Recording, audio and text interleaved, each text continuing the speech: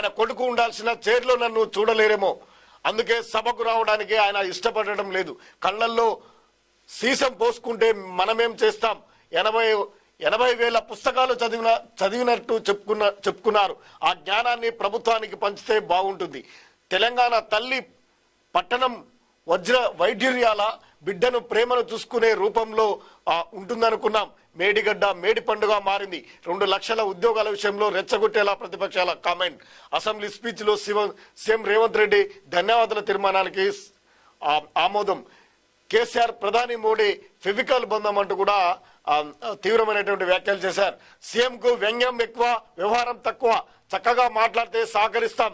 KRMB విషయంలో ప్రభుత్వానికి తప్పుడు ప్రచారం అంటూ ఎమ్మెల్యే హరీష్ రావు చెప్తున్నటువంటి వాటా. ఇంకా ఆటో డ్రైవర్లకు 12,000 ఏడాదికి ఆర్థిక సాయంగా అందిస్తాం.